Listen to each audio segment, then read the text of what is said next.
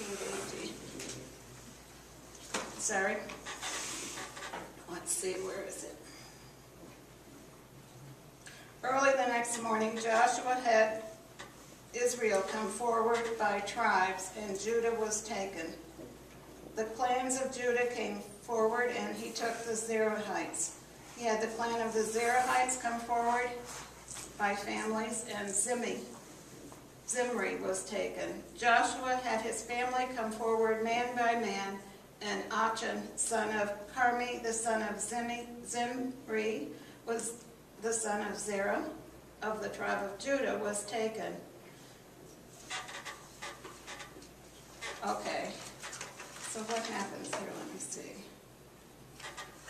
We go to 22. In obedience to the Lord's command, Joshua brought together God's people tribe by tribe, and they methodically looked for the person who had taken the things and the things that were missing. Eventually, he finds, well, let me read it in here.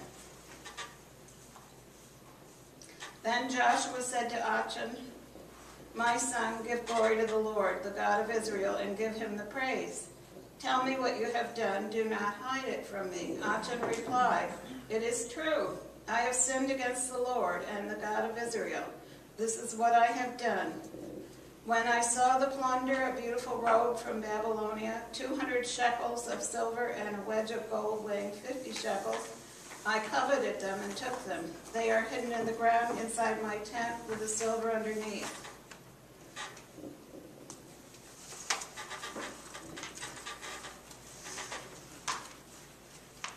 Okay, we're back to where we can read. So he confesses.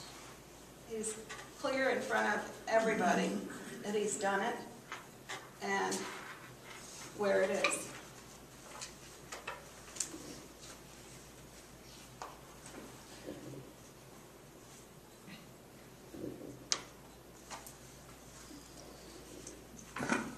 Did I read 19 to 22? I thought I did. Okay, so verse 22 we have. Would somebody read 22? So Joshua sent messengers, and they ran to the tent, and there it was, hidden in his tent with the silver underneath. They took them out of the tent and brought them to Joshua and all the Israelites, and they spread them out before the Lord. Did you want me to go on? Would you read 23, please? I did. Okay. Will somebody read 24 to 26? Including you, if you don't mind.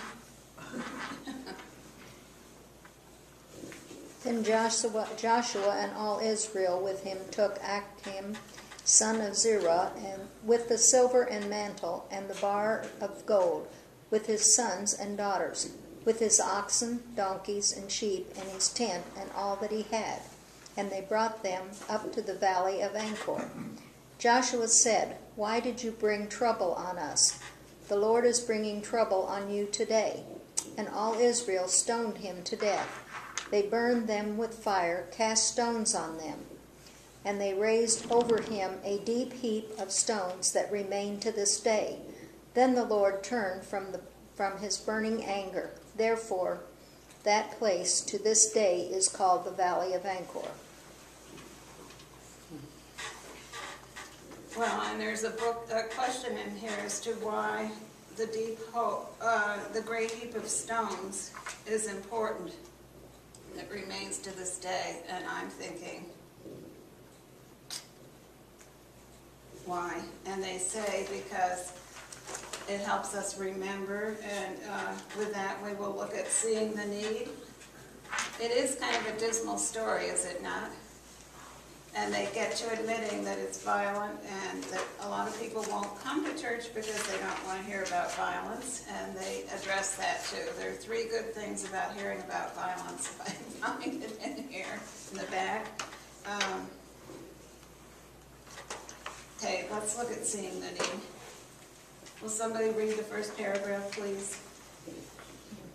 In September of 2005, I was serving as pastor of First United Methodist Church in Biloxi, Mississippi.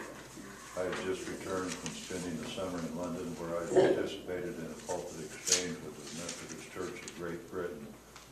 Most people in the United States and millions around the world know what happened next. Hurricane Katrina hit the northern Gulf Coast with a vengeance. Half my congregation was homeless overnight. In our city, with a total population of 50,000, over 6,000 houses were destroyed. Okay. Will somebody read the next 2 paragraphs? Our church building sustained $1.7 million in damage, but was still structurally sound.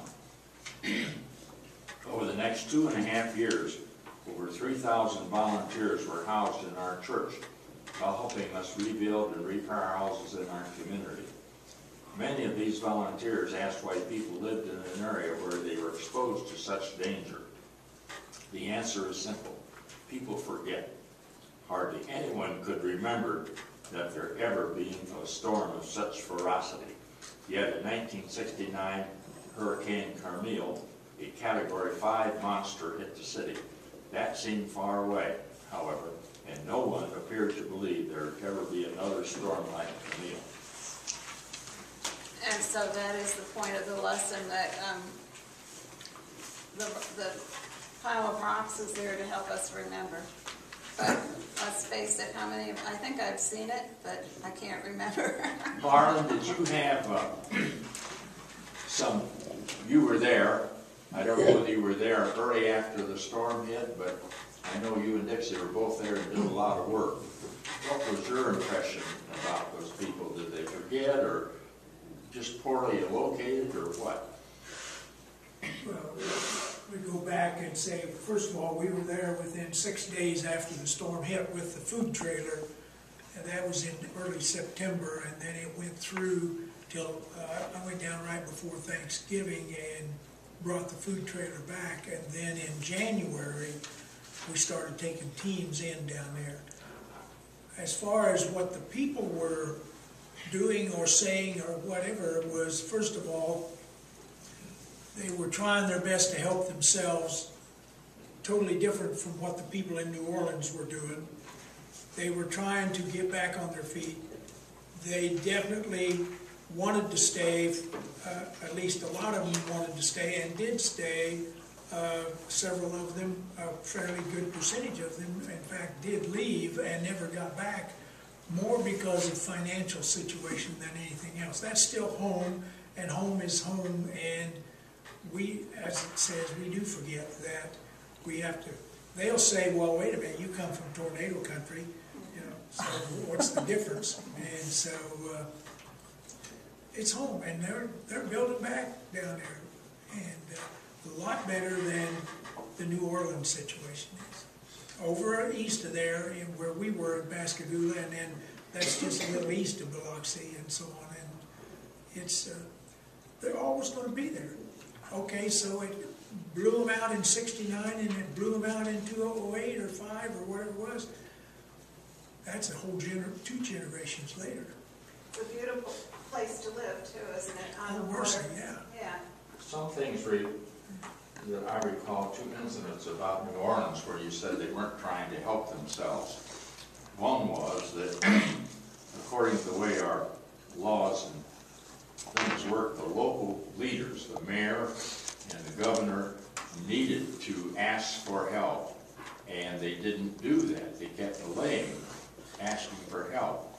And that specific example of that was that a Navy hospital ship pulled right up outside of New Orleans and offered hospital help, and no one accepted it. And I can't understand what's going on. It was money they wanted. Yep. Just money. Just money. You send us money, we'll take care of the rest. Well, that's not the way we do things. No. We go in and try to help and try to rebuild and so on. No, just send us money. Let us spend it the way we want it. There must have been people in the streets who'd have been glad for food and hospital care and those sorts of things, but it was the leaders that failed. Yes, but everybody that we ran into in the New Orleans area compared to the other areas, had a real attitude problem. They realized it. Is that what I heard? No. No,